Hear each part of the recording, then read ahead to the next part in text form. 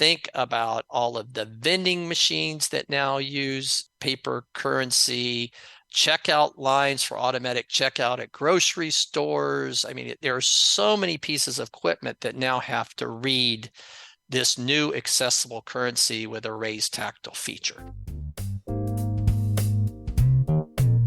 This is the Penny Forward Podcast, a show about blind people building bright futures one penny at a time.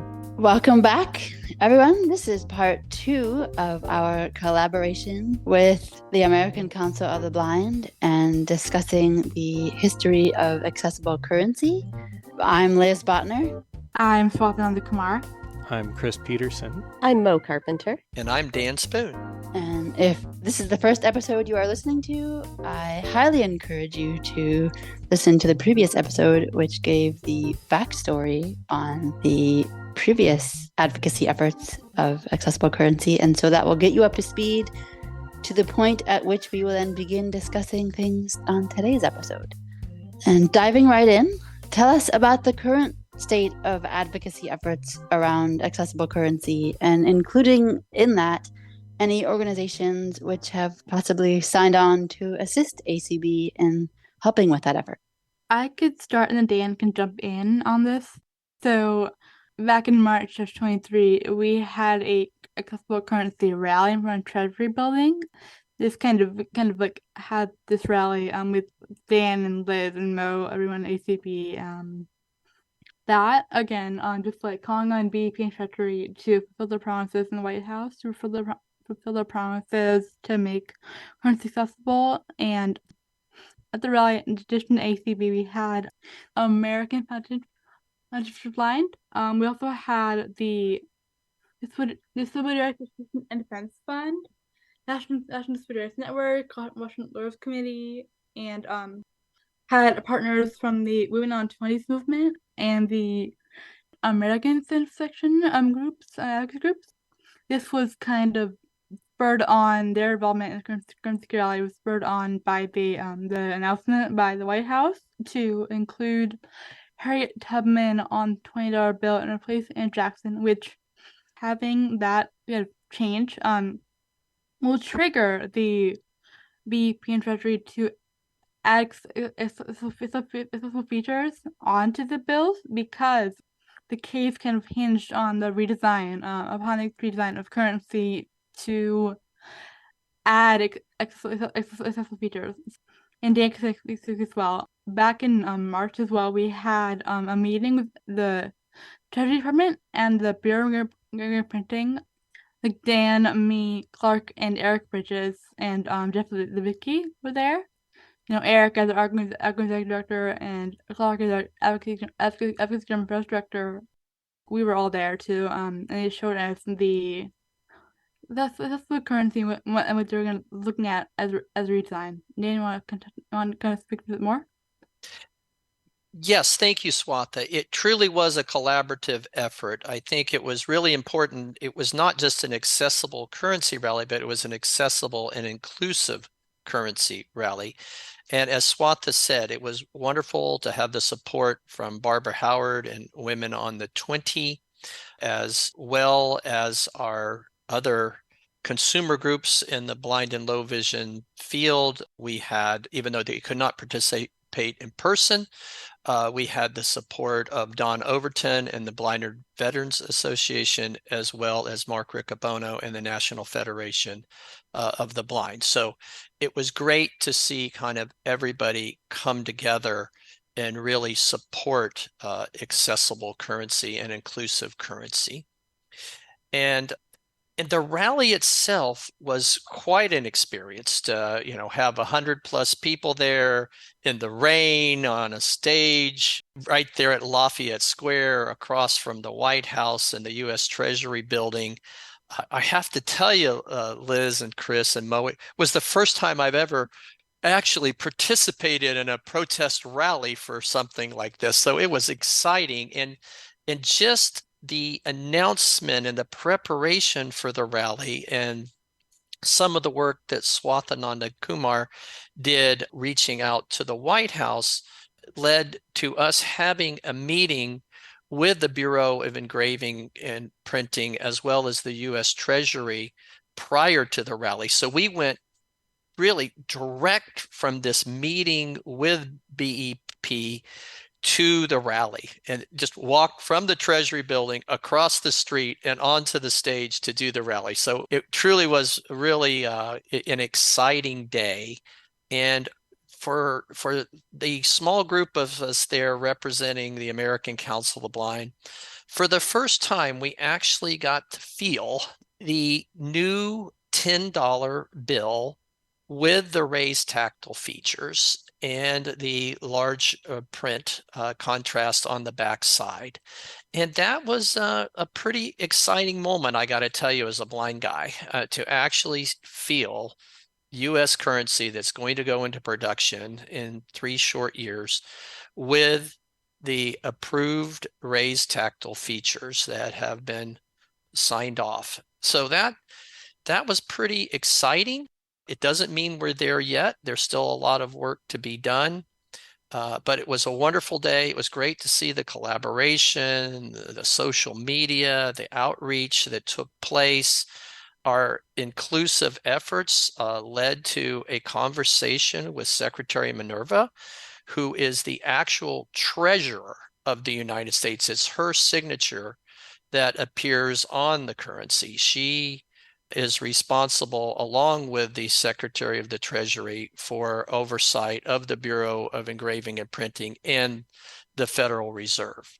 And so we were able, through the rally, to have a follow-on meeting with Secretary Minerva, with Barbara Howard from Women on the 20, and some of our colleagues from the Native American Indigenous Peoples Coalition, to talk about accessible currency and inclusive currency. And it was exciting in that meeting as we went around and did introductions, and Barbara was talking about the history of Women on the 20, and we were introducing some of the colleagues from the Native American perspective, that she actually stopped the conversation after about 10 or 12 minutes and said, "Dan Spoon, I understand you're the president." At that point in time, I was the president, not quite yet the interim executive director of the American Council of Blind. "Did you attend the meeting at the Department of Treasury with BEP when you met with Director Leonard Oliard and talked about accessible currency?" And I said, "I did, Madam Secretary." And it was very insightful to me to see the amount of conversation that is going on inside of the Department of Treasury and the Bureau of Engraving and Printing about accessible currency. So I believe we do have the attention of the leaders that will truly make a difference and bring accessible currency, hopefully, to reality here in 2026. Let's take a step back, both for those who maybe are listening to part 2 and haven't heard part 1, but also just to highlight this because I think it's so important. This effort's been going on for 51 years. It can feel to many of us like there has been very little progress made at all. So can we just talk through what progress have we made? Where are we at now today? How much has been done? Sure. Well, I think the way the Bureau, and I'm learning every day, Chris, about the workings of the Bureau of Engraving and Printing, as is Swatha and many of our leaders inside of the American Council of the Blind. What had happened here with the release of the $100 bill back in, I think it originally was supposed to go live in 2008. It might have got delayed till 2010. But when that currency came live, it was the first bill. And by the way, the Bureau of Engraving and Printing got an exemption from the lawsuit to not have to make the $100 bill accessible with a raised tactile feature. But when it came live, it had that first kind of thread that went through it for counterfeit measures. It was kind of this new level of enhanced counterfeit detection.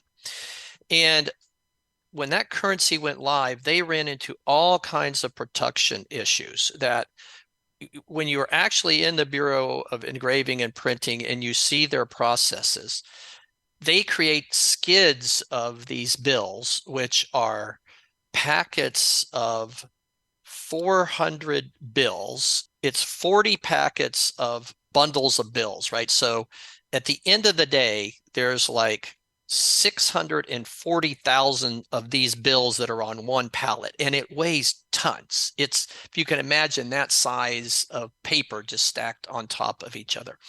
And what they found is when they stacked their $100 bills, this would have been a unique situation, they were actually tumbling over and falling on their employees because they were off balance.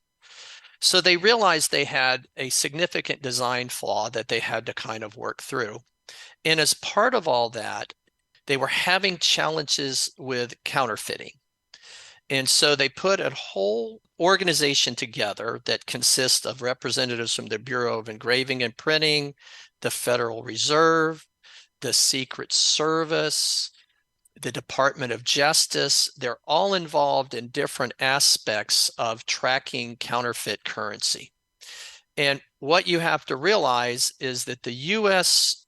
Treasury notes are truly the currency of the world. So there are literally trillions of bills in circulation all around the world for U.S. currency. And so in 30 countries, the only currency outside of the United States, 30 international currencies do all their business exclusively in US dollars. They don't even have their own currency. They use US dollars. And so it's really important to get the counterfeiting right. And so what this caused them to do was really take about an 8 to 10 year pause where they developed a whole new counterfeit currency prototype and profile. And that work is what delayed the bills going live from 2020 to 2026. But that work has been done, and the official counterfeit prototype for this next family of US bills, which will be the 10 in 26, followed by the 50 in 28, the 20 in 30, 2030, and the 5 in 2032, all will have this same set of counterfeit protocols that have been approved. They've been submitted by the agency that develops the counterfeit protocols. And in January of this year, those protocols were approved and signed off by Secretary Yellen, the Secretary of the Treasury. And so this was a huge step forward to say that we've now gotten past the hurdle of counterfeit protocols. That was one of the major stumbling blocks. And the second was really signing off on the approach for the raised tactile features. That design work was being done at the same time by the Bureau of Engraving and Printing. And that was signed off through the design phase, has been totally signed off by the Bureau of Engraving and Printing. So we now have the counterfeit protocols in place. We have the raised tactile feature in place, and it's all done in a way with offsets throughout the bill that allow it to be balanced as it's stacked and made, ready through their huge mass manufacturing processes. So now, through those processes, and we can take a pause and talk a little bit more about that, but we've now learned the whole next set of phases that the Bureau of Engraving and Printing have to go through to get to production by fourth quarter of 2026. Before we talk about what's next, do you happen to know when these currencies go into circulation, how long does it take for existing currency to get taken out of circulation and for us to start seeing these kind of become ubiquitous? The time for a bill to move into full circulation, and when they say full circulation, you can't control somebody who has $10 bills in their mattress or in their piggy bank and never pulls them out, right? But in general, it takes 5 years. And so the Bureau of Engraving and Printing gets their money ready to go in substantial quantities to do a new introduction of the currency by the Federal Reserve. But it's truly the Federal Reserve with the Federal Reserve banks that implements the currency into the system. But it normally takes 5 years for a particular currency to go from the first time it's introduced into circulation to be pretty much, 95+% replaced. So as bills come back into the banks, they get traded out and replaced with the new style currency. So it takes about 5 years. I know you mentioned that they decided not to do the $100 bill. Do you know the reason for that? Well, they were already, I guess at this point, far enough past their counterfeit design that they did not want to have to go back and redesign the 100. And they wanted to get it out there because they were experiencing a higher than normal amount of counterfeit activity that was happening around the 100. As you can imagine, in some levels of illicit type of transactions, the $100 bill is kind of the primary bill of choice. So it was really driven by a need to get better counterfeit surveillance in place. Well, you've talked about the previous and current advocacy efforts around accessible currency. What is next for the advocacy efforts in this area? How do we make sure that the progress we have made does not go away? Thanks, Liz. I really think this is the stage that we're at right now, and it's vigilance and it's constant, intentional conversations with the Bureau of Engraving and Printing. Right now, one thing we got is that we would have quarterly meetings where we would discuss the major milestones for the implementation of the $10 bill and then subsequent bills, and that we would kind of get an update in person from them each time we kind of hit a major milestone. So he followed through on his word, and we had our first meeting with the Bureau of Engraving and Printing in June 8th to be precise, of this year. And at that point in time, we not only had Deputy Oliard there, but as well as we had their chief counsel, Heather Book, we had their communications director, Teresa Dean Fines was there, as well as their 2 bureau deputy directors. And we really talked through those major milestones to get us to production by the end of 2026. And right now, the first of those milestones they're working to complete is really all the requirements around the counterfeit protocol. So these 420 requirements that they have to meet. And I learned a lot here over the last 6 months on really how currency treasury notes are produced. And it's really in a mass production process, as you can imagine, a whole series of machines. Looks like a manufacturing plant. And instead of manufacturing widgets, they're manufacturing bills, $1 bills, $10 bills, $100 bills. And these pallets, when they're produced, there's 640,000 bills on one of these pallets. They're really amazingly strong and heavy. And so it truly is a manufacturing process. And these bills have 3 layers of printing and embossing with specialized ink that go through these different steps of printing. And it takes a while. You'll go through the first step, and then it'll cure and be sealed, and that'll take 3 or 4 days to dry. And there's a whole process they go through where the ink can dry without smearing and all this kind of manufacturing protocols. As they get through all of that process, then as they layer this in, that is what really builds the counterfeit analytics and electronic verification that this is truly an authentic U.S. Treasury note. So once they've gone through those, so they're right now at their 3rd batch of printing for this final test of the requirements for the counterfeit protocols. Their belief is this hopefully will be their last small batch of testing. So once they kind of get through that phase, which they hope will be in the September-October timeframe, ACB will be back having another meeting with them to see about their progress. Then they have to go through their next milestone test, which is called a TIQ, which is a technical inspection and quality test. In this particular milestone, what they're really testing is not the bills themselves, but how well the manufacturing equipment is working to detect anomalies. So if there's not enough ink, if they get off center, any of those type of things happen, then the system has to notify them that they have an issue so they can stop the machines, fix the anomaly, the bug, the problem, and then start the manufacturing process up again. So they have to test their technical quality test capabilities. And that takes about 6 months to verify that. That's more of a software test to make sure the detection's going properly.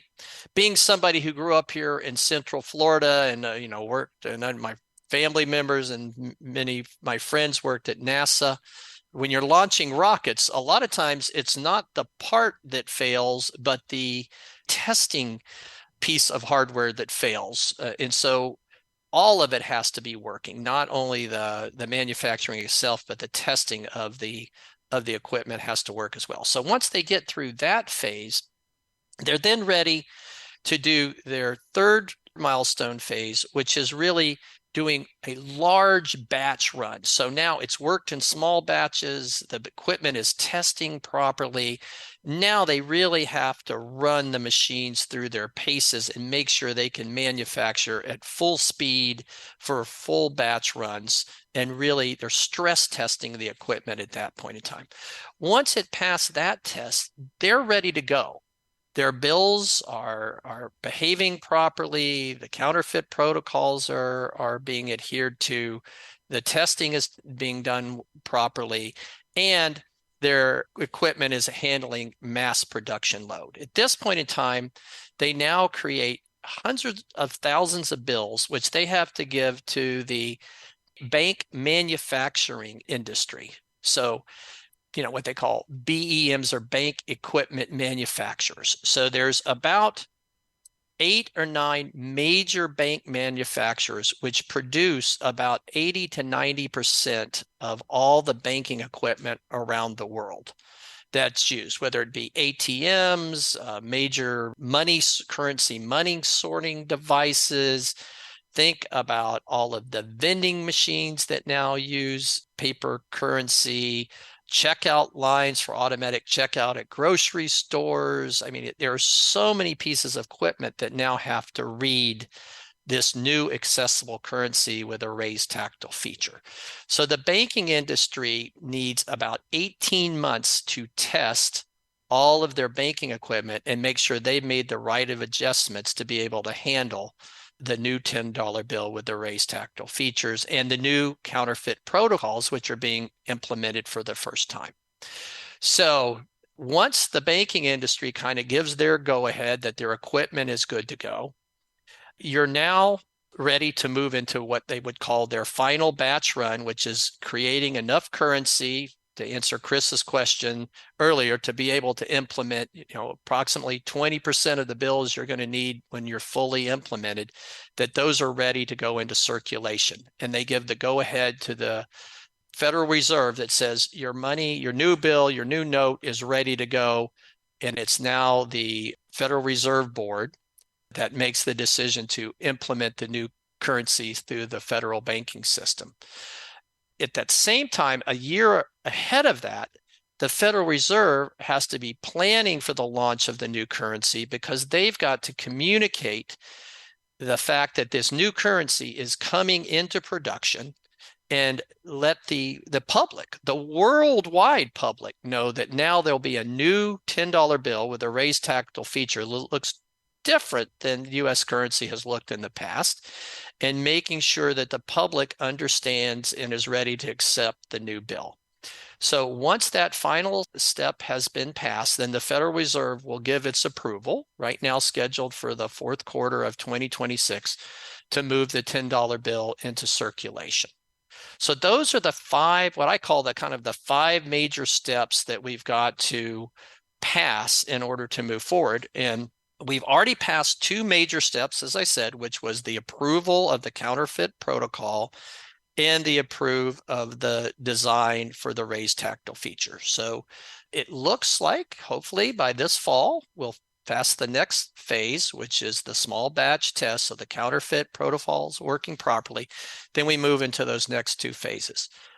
I would say the biggest risk that Jeff Levicki, our attorney, brings to our attention, and this is where the lawsuit is so important, because it does not allow the Bureau of Engraving and Printing to release a new bill without it having a raised tactile feature.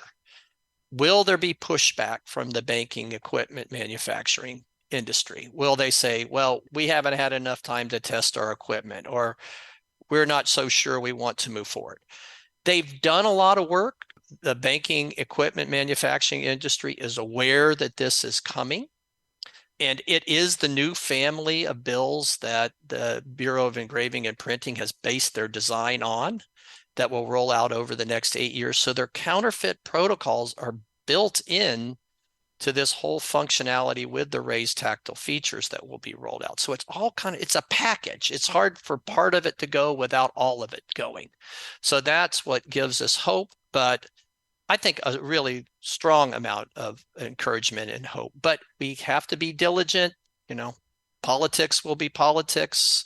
We don't know where the next challenge will come from. So we have to stay attentive. We have to stay engaged, and we need to continue to meet on a regular basis with the Bureau of Engraving and Printing and making sure they're hitting their milestones as we move along. Are there any details that we didn't know to ask about? And how can people get involved if they haven't been involved already and would like to be involved at this point? Well, I think we learn new details every time we meet BEP leadership. It was very beneficial to understand the manufacturing process, learn their different major milestones that they're going through, and what their potential challenges are. So the more it's transparent and obvious to all of us, I think that allows us to remain confident that they're continuing to do their due diligence to go live when they say they're going to go live. And something could happen. I mean, you don't know. I mean, equipment can break down, things can be found, but if it's done in a transparent and inclusive way, then you feel like it's not a surprise to you, right? You understand as you're going through the process. So I think that's one important thing, is to just keep that good rhythm going of having regular meetings. As individuals, I think obviously the more we bring attention and awareness to this, which is a role that we can play as individual consumers, things like this podcast, the more we can get the word out there, then I believe it becomes not a nice thing to have, but a requirement. And it kind of settles in as something that's expected.